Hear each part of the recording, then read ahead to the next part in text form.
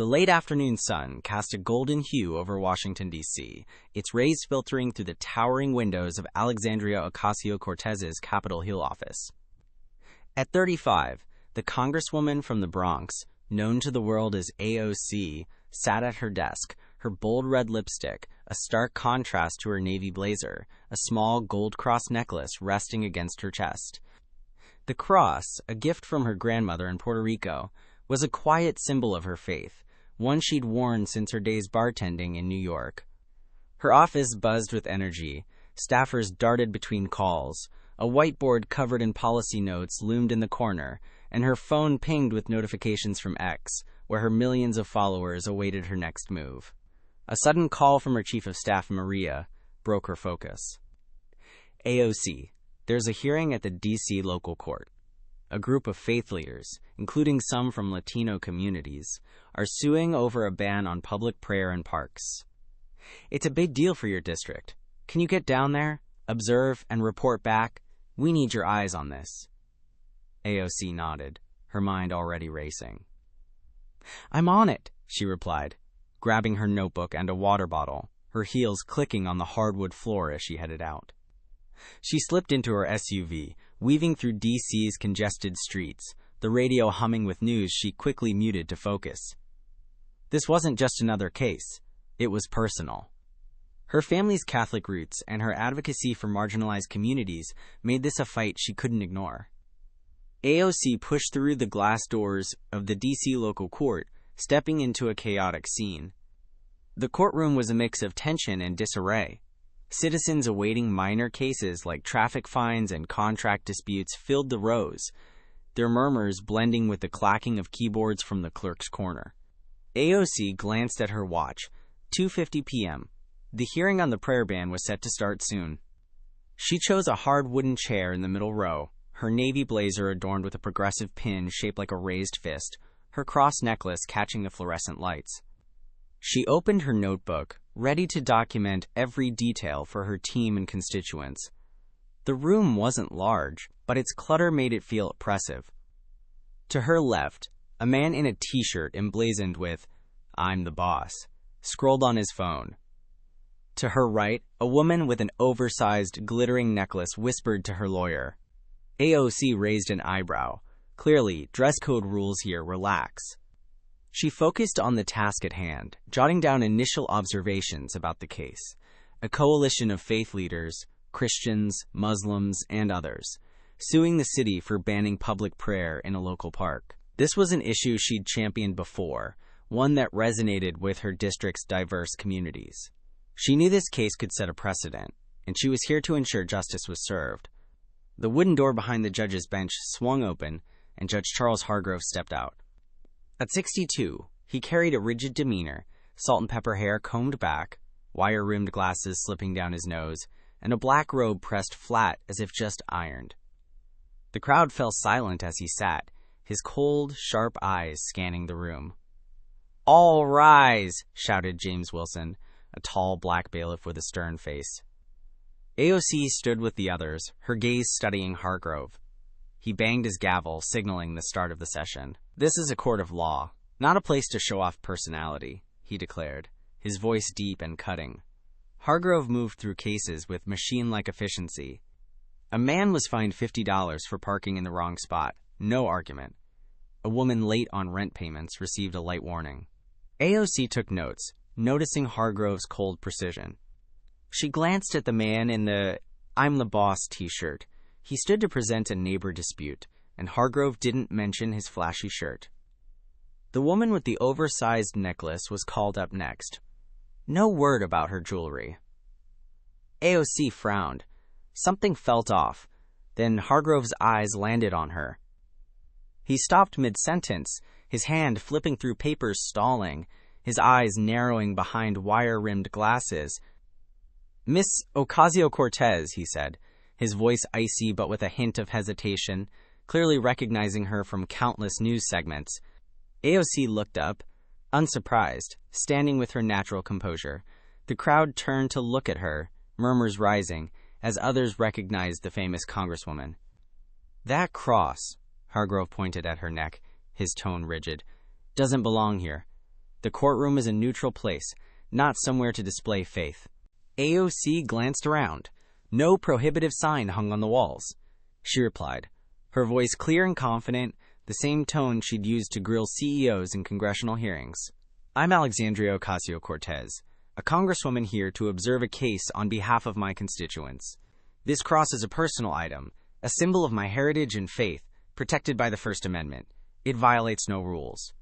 Hargrove squinted, his face reddening. This isn't the place to wear that and cause trouble. The courtroom is neutral, not a church. He banged his gavel again, as if to emphasize his authority. James Wilson, the bailiff, stood near the bench, tilting his head to observe. Mrs. Thompson, the middle-aged court clerk with her hair in a tight bun, stopped typing, glancing at AOC with curiosity. The man in the t-shirt and the woman with the oversized necklace whispered to each other, clearly surprised that Hargrove hadn't noticed their own attire. AOC stood still, gripping her notebook tightly. She realized instantly that Hargrove wasn't just targeting her. He was targeting the cross itself, a symbol he seemed to despise. Sir, I have the right to wear it under the First Amendment, she said, her voice calm but firm, her Bronx accent cutting through the tension. Hargrove cut her off immediately. Don't lecture me on the law. Step up to the bench, now. The crowd held its breath. AOC took a deep breath, stepping up to the defendant's stand, her heels clicking lightly on the old wooden floor. The room fell silent, all eyes fixed on her, the gold cross on her neck glimmering under the lights like a small flame amid an approaching storm. Judge Charles Hargrove sat elevated, his eyes narrowing further, his face growing red with anger. So, what are you doing here with that thing, Miss Ocasio-Cortez? He asked, his voice low but sharp as a razor, clearly trying to maintain an air of authority. Sir, I'm here on duty, representing my constituents, and I have the right to wear it, she replied, her thumb discreetly switching on her phone's recording mode. Hargrove banged his gavel, the sound echoing through the room. I've seen plenty of people like you, thinking faith gives them the right to disrupt anywhere. This is my courtroom, and I say it's not allowed. He leaned forward, gripping the gavel tightly. Do you know this behavior is contempt of court? AOC furrowed her brow, quickly glancing around the room. The man in the I'm the boss t-shirt sat there, unnoticed. The woman with the oversized necklace whispered to her lawyer. Ignored. Yet her tiny cross was the problem. Sir, I'm not disrupting anything, she replied, her voice steady. I'm here for work, and my attire doesn't affect anyone. If you have a specific ban, I'd like to see the written rule. Hargrove smirked, a cold, humorless grin. A rule? I am the rule here. You walked into my courtroom with that, disrespecting the law, and now you dare demand a document? He banged the gavel again, so hard that Mrs. Thompson stopped typing and looked up with concern. The crowd began to murmur. An older man in the back row shook his head, whispering to his neighbor. That necklace over there's bigger. Why is no one saying anything? James Wilson stood near the bench, tilting his head to observe. He'd worked here 15 years, and Hargrove's focus on AOC felt familiar. Not the first time he'd seen this bias. AOC took a deep breath, knowing a direct argument wouldn't sway Hargrove. She chose the long game. Sir, if I've broken a rule, I have the right to a clear explanation, she said, her hand subtly adjusting her phone to ensure the recording didn't stop. Hargrove sneered, clearly taking her words as a challenge. Explanation? Here's your explanation. I'm fining you $500 for contempt of court. He banged the gavel a third time, the sound ringing like a final verdict. The crowd gasped. Mrs. Thompson looked up, fingers pausing over the keys, her eyes uneasy. $500? A young woman whispered to her friend. Just for a cross? The man in the I'm the boss t-shirt let out a small chuckle, but quickly silenced himself as Hargrove glared his way. You'll pay today before you leave, Hargrove continued, his tone like a lecture. Maybe this fine will teach you to respect order. This isn't a church, Miss Ocasio-Cortez, nor a stage for your performance. He leaned back, smug, as if he'd just won an unchallenged fight. AOC stood still, her sharp eyes fixed on Hargrove. Sir, I understand your ruling, she said, her voice even but laced with resolve, but I have the right to ask. Why aren't the others in this room, with printed shirts, big necklaces, fined too? Hargrove's face flushed, his hand gripping the gavel until his knuckles whitened. Don't change the subject, he shouted. You're the only one here bold enough to bring a religious symbol into my courtroom. That's the difference.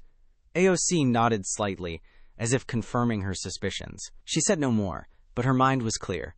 Hargrove wasn't just biased. He was targeting Faith deliberately, especially symbols tied to communities like hers. Mrs. Thompson resumed typing, but her fingers trembled. In her 12 years as Hargrove's clerk, she'd rarely seen him fined so harshly for something so trivial. James Wilson stood near the bench, arms crossed, his glance at AOC carrying a hint of empathy. He'd watched Hargrove handle hundreds of cases, and this focus on the Congresswoman stood apart. The crowd's whispers grew louder, some sneaking out phones despite the no-filming rule. AOC stood there, still holding her phone, her mind racing. She knew this wasn't just a fine. It was a chance to expose something bigger. "Are you done, sir?" she asked, her voice soft but cutting. Hargrove frowned, caught off guard by her composure. "Not yet," he replied. "You'll pay, and I'll move on with the session. Sit down." AOC didn't sit. She stepped closer to the bench, resting her hand on its edge, her eyes never leaving Hargrove. "I'll pay, but we're not done here," she said, her voice low but brimming with determination. Hargrove smirked again, but this time it faltered slightly. AOC stood firm at the defendant's stand, her gaze locked on Judge Charles Hargrove. The gold cross on her neck gleamed like a silent challenge. Hargrove had just fined her $500 for contempt of court, his face flushed with triumph, his hand still gripping the gavel. The crowd in the D.C. local court held its breath, the murmurs fading. Mrs. Thompson stopped typing, her anxious eyes darting between AOC and Hargrove. James Wilson stood with arms crossed, tilting his head as if anticipating something bigger. Hargrove broke the silence. "Did you hear me, Miss Ocasio-Cortez? $500, payable today. Sit down, we have other business." He banged the gavel, signaling an end, but AOC didn't budge. She took a deep breath, placed her hand on the bench's edge, and spoke, her voice clear, calm, yet sharp as a blade. "Sir, before I sit, I need to clarify a few things for the record." Hargrove frowned, caught off guard by her steadiness. "The record? You've got no right to demand anything here," he snapped. But his voice wavered, as if sensing something coming. AOC gave a slight smile, not taunting, but the confidence of someone in control. She pulled her congressional ID from her notebook and held it up for all to see. "I'm Alexandria Ocasio-Cortez, U.S. Representative for New York's 14th District, here on official duty to observe a case tied to my constituents' rights. But what you don't know, Judge Hargrove, is that I don't just fight for justice on the House floor. I know the law, and I know my rights." The crowd gasped. The man in the "I'm the boss" t-shirt gaped. The woman with the oversized necklace whispered to her lawyer. Hargrove froze, his hand on the gavel stilled mid-air. "That doesn't change the fact that you broke my rules," Hargrove muttered, his voice fading. But AOC didn't let him regain his momentum. She stepped closer to the podium, her voice echoing throughout the room. "Your rules? Or your personal bias? I'm here to observe a case about religious freedom, a group of faith leaders suing for their right to pray in public. This cross," she pointed to her neck, "is my religious freedom, protected by the First Amendment. You fine me for it, but do you know what the law says?" Hargrove's face reddened, trying to push back. "I don't need you teaching me the law. This is my courtroom, and I decide." AOC cut him off, her voice firmer than ever. "You're wrong, sir. The law isn't yours alone. Let me remind you of Asterisk Church of Lukumi Babalu Aye versus City of Hialeah, 1993. The Supreme Court ruled that banning religious symbols without just cause violates the Constitution. Do you have a just cause, or is it just because you don't like it?" The crowd fell dead silent, a few sneaking phone photos despite the rules. Hargrove opened his mouth, but found no words. Mrs. Thompson held her breath, fingers hovering over the keys. James Wilson nodded slightly, eyes alight. He'd seen many cases, but never a defendant flipped the script this fast. AOC pressed on, her voice like a rehearsed speech, her years of advocacy shining through. "You fine me $500 for contempt, but I've got proof right here in this room. That man," she pointed to the "I'm the boss" t-shirt wearer, "wears a printed shirt, clearly against dress code. Yet you said nothing. Her," she pointed to the woman with the big necklace, "she's got flashy jewelry, but you're silent. Only my cross, a symbol of my Puerto Rican heritage, my faith, my community, angered you. That's not law, sir. That's bias." Hargrove trembled, his face shifting from red to pale. You're slandering me," he stammered, his voice weak, unconvincing. AOC didn't stop. She raised her phone. I've recorded everything from when you called me up to now. I've also texted my office, reporting this injustice. You want to find me? Fine. But this doesn't end here. The crowd erupted in whispers. Someone shouted, "She's right!" Another clapped, quickly hushed by James Wilson. Hargrove panicked, grasping for control. Miss Ocasio-Cortez, I can withdraw the fine. No need to escalate this. He banged the gavel feebly, his voice shaky, but AOC shook her head, her gaze unwavering. No, sir. Withdrawing it because of who I am only proves you're more wrong. The issue isn't me. It's how you run this court. I demand you review the past 6 months' records, all fines tied to religious symbols, and I propose mandatory First Amendment training for court staff, including you. The courtroom exploded. The older man in the back stood, clapping, yelling, "That's right!" A young woman whispered, "Who is she?" "Amazing." Mrs. Thompson typed furiously, capturing every word, her eyes gleaming as if witnessing history. James Wilson smiled discreetly. He'd known she was special from the start. Hargrove slumped into his chair, face ashen, hands trembling on the gavel. He looked at AOC, truly seeing her for the first time, not as a defendant, but as a formidable force. "You think I'm just a politician?" AOC said, her voice low but powerful. "But I fought for my community through policy battles, systemic inequities, and now this. I taught myself the law to defend the voiceless, and today I'm using it to defend myself and others. You just made a big mistake, Judge Hargrove." She placed her congressional ID on the bench, stepped back, her eyes never leaving him. Hargrove opened his mouth but said nothing. He knew he'd crossed someone not just smart, but a champion for justice. AOC stepped out of the D.C. local court, the late afternoon sun glinting off the gold cross on her neck.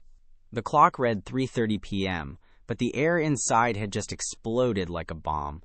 She paused at the glass doors, checking her phone. The recording had been sent to her office along with a brief message to her team. Hargrove fined me for the cross, handled it. Next steps needed. She knew this wasn't just personal anymore. It was a chance to amplify a systemic issue, one her constituents faced every day. Inside the courtroom, the crowd was still buzzing. The older man in the back turned to his neighbor, voice trembling. "I've never seen anyone take down a judge that fast." A young woman with her boyfriend whispered, "She's AOC. She fights for us." Mrs. Thompson hurriedly printed the session transcript, her hands shaky as she processed what she'd witnessed. James Wilson left the courtroom, phone in hand, calling a colleague. "You've got to hear this. A congresswoman just silenced Hargrove." The news began leaking out, spreading like wildfire through dry grass. AOC hadn't even reached her car when her phone buzzed wildly, a notification from X. The hashtag #FaithNotFines was trending. She opened the app and saw the first post from someone at the scene. Judge fines AOC $500 for wearing a cross in court. She fights back with the law, leaves him speechless. #FaithNotFines. Within 10 minutes, hundreds of comments poured in. "Whoa, AOC is unstoppable." "Hargrove's done." A major progressive account posted, "Proof the system targets marginalized communities.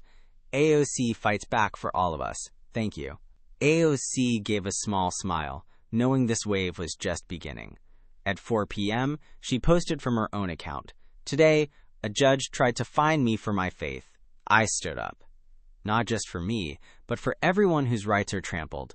We won't stop until justice is for all. #FaithNotFines." The post racked up over 50,000 reposts in 30 minutes. Outlets like MSNBC pounced, running headlines. "AOC faces off with judge over cross, sparks national debate." AOC got a call from Maria, her chief of staff. "You did amazing," Maria said, her voice beaming. "The speaker wants this amplified. Prep a statement." Meanwhile, Charles Hargrove sat alone in his office behind the bench, dim light casting shadows on his pale face. His phone rang nonstop. D.C., Judicial Council, reporters, even old colleagues. He silenced it, hands trembling as he held a cold coffee mug. The clash with AOC hadn't just humiliated him in front of the crowd. It was spreading across the city. He muttered, "She's just a young politician. How did this happen?" But deep down, he knew he'd collided with something bigger than himself. Mrs. Thompson, still at the courthouse, couldn't stay quiet. She called a friend at a local paper, voice low but firm. "I've worked with Hargrove 12 years. He always targets religious symbols, especially from communities like AOC's. That girl today was right. I've got notes to prove it." She pulled a small notebook from her drawer, filled with entries of similar cases. People fined heavily for crosses, warned for hijabs, while slogan tees and flashy jewelry got a pass. She knew she was taking a risk, but after today, silence wasn't an option. James Wilson took action too. He met colleagues in the courthouse break room, recounting the event with emotion. "I counted at least 20 times Hargrove fined people for religious symbols this year.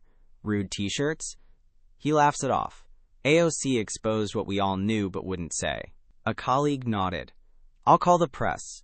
This needs to be out there." By 5 p.m., a Channel 7 news reporter stood outside the courthouse, filming live. Today, Congresswoman Alexandria Ocasio-Cortez was fined $500 for wearing a cross in court. She fought back, and now the city's buzzing. On X, #FaithNotFines soared past 100,000 mentions. People shared their own Hargrove stories. "He fined me $200 for a prayer bead last year. I saw him scold a mom for a cross in a custody case." AOC sat in her car, parked on a quiet street corner, watching the news explode. She called her partner, Riley, her voice calm but excited.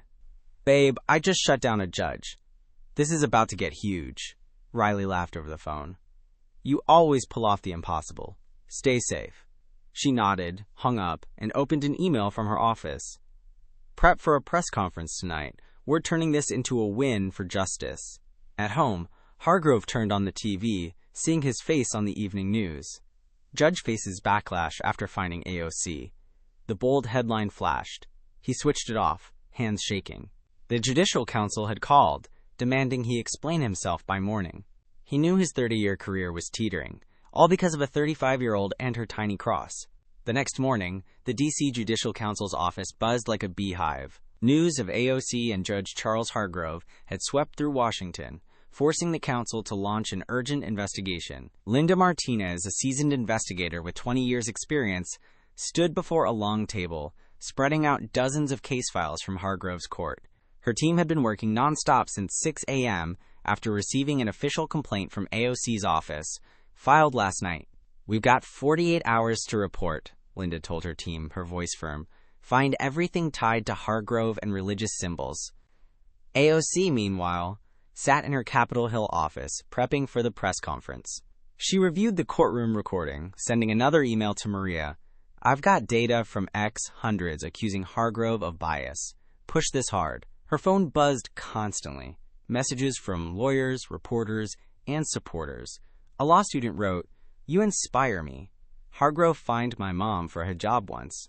AOC smiled, knowing this was no longer just her fight. It had reached thousands. At the courthouse, Mrs. Thompson entered the investigation room, clutching her small notebook. "I've tracked 12 years with Hargrove," she told Linda, her voice shaky but resolute. "He always targeted religious symbols, crosses, hijabs, anything stand out. But crude shirts or loud jewelry, he let them slide." Linda flipped through the notebook, spotting dozens of cases. September 14th, 2024, man with cross, fined $300 for disruption. October 20th, 2024, Muslim woman with hijab, fined $200 for inappropriateness. Linda frowned. "This is gold. Thank you." James Wilson showed up too, offering a handwritten statement. "I've been a bailiff there 15 years, he said.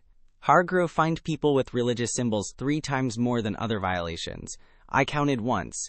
In a day, he hit 5 people for crosses but ignored 3 in vulgar shirts." Linda jotted notes fast, her team cross-checking with official records. The data soon emerged. Over the past year, 70% of religious symbol fines targeted Christians and Muslims, averaging $150, double the penalty for other dress code breaches. Charles Hargrove, meanwhile, sat in his home office, facing the council via Zoom. "I didn't mean to be biased," he said, his voice weak, hands cradling his head. Linda presented the data. "Mr. Hargrove, records show you fined people wearing crosses and hijabs 80% more harshly than similar violations. How do you explain that? Hargrove fell silent, eyes downcast. He recalled AOC, her steely voice, her sharp reasoning about the First Amendment. I didn't realize, he mumbled. I thought I was maintaining order.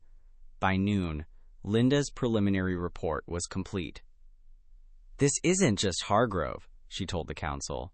We found 3 other D.C. judges with similar tendencies, though milder, but Hargrove is the clearest case, bias against religion, especially from marginalized communities. The council ordered Hargrove's immediate suspension, pending a final ruling.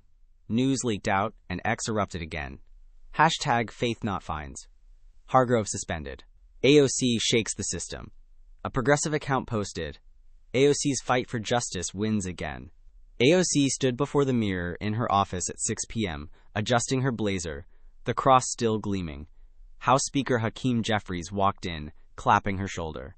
You made us proud, AOC. Tonight we show them justice is for everyone. She nodded, stepping to the podium, camera flashes firing nonstop. Yesterday, I was fined for wearing a cross.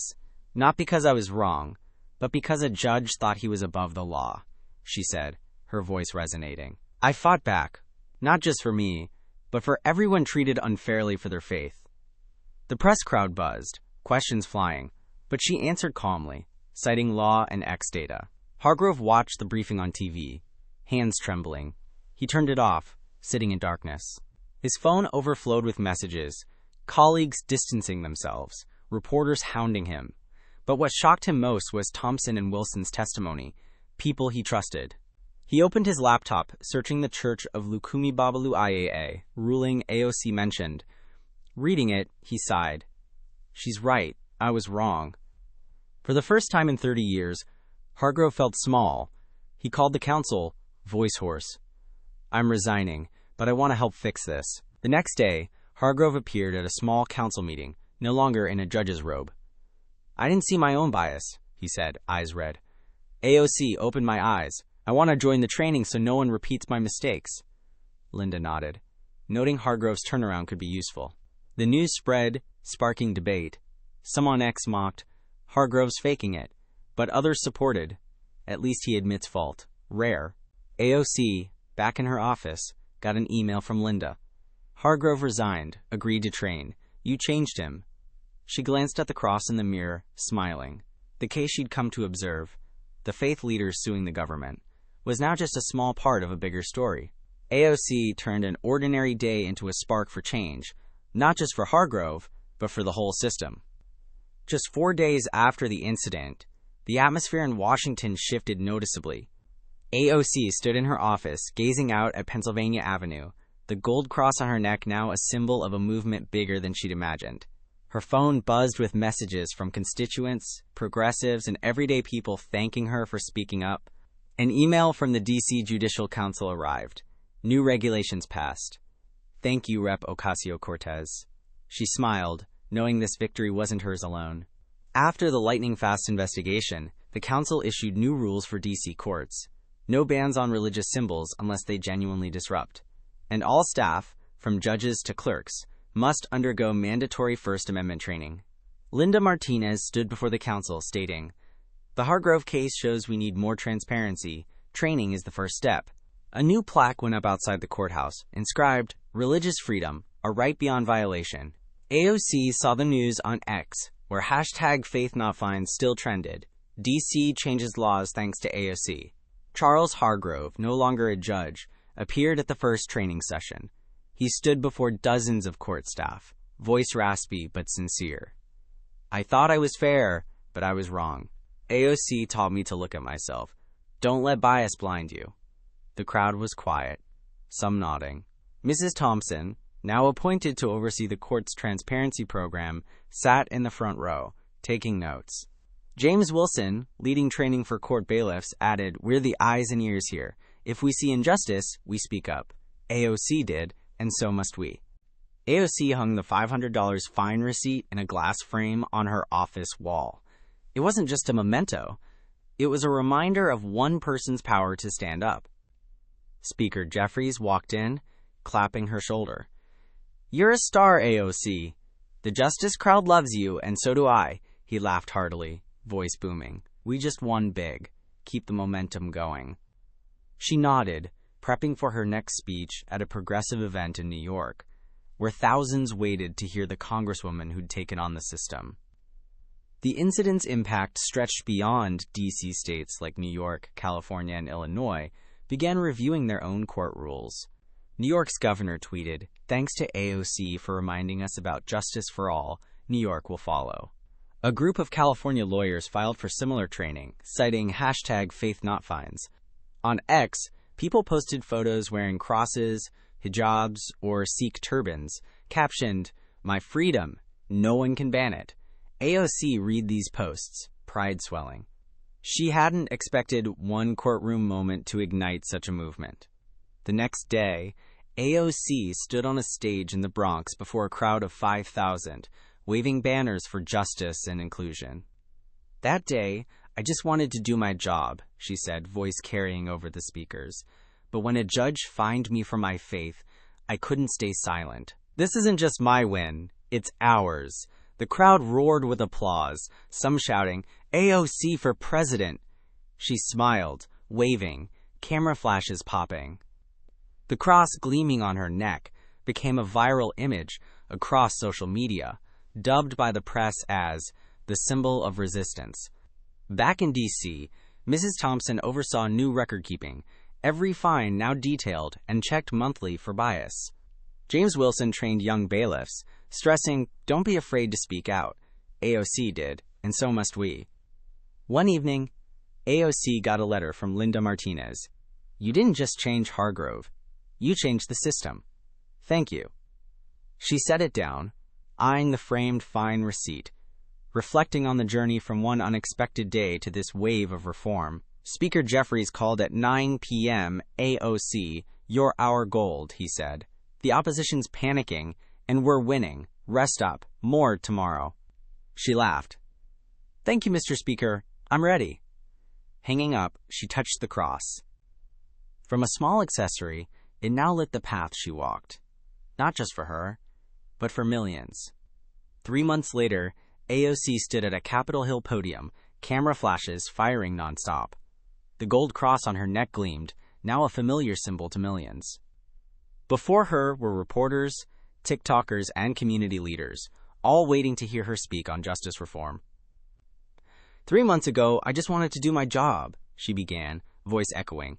But when a judge fined me for my faith, I stood up, not just for me, but for all of you. Today, we've changed the system. The crowd clapped, some holding #FaithNotFines signs. Outside the D.C. local court, a new plaque in its lobby read, "Justice honors all faiths." AOC received a letter from a young organizer, Rep. Ocasio-Cortez. "I was scared to fight, but your cross case gave me courage. I'm starting a free clinic for people discriminated against for their faith. Thank you." AOC read it before her mirror that night, smiling, knowing she'd inspired the next generation. Charles Hargrove, now a volunteer instructor, stood before a training class saying, "I was wrong once.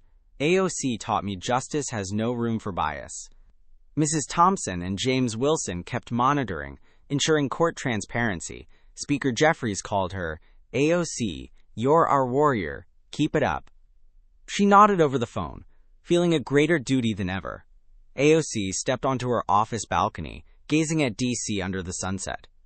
The cross in her hand wasn't just a keepsake, it was the flame she'd ignited, spreading from a small courtroom across America. "Freedom doesn't come free," she whispered. "It takes fighters." A message arrived. The Judicial Council wanted her to lead a national reform commission. She smiled, ready for the next challenge. From one unexpected day, she'd reshaped laws, inspired others, and proved one person, one belief, can shake the world. If you loved this story, don't forget to subscribe and comment below. Let me know what you think and where you're watching from, so you won't miss the next chapter of AOC's journey.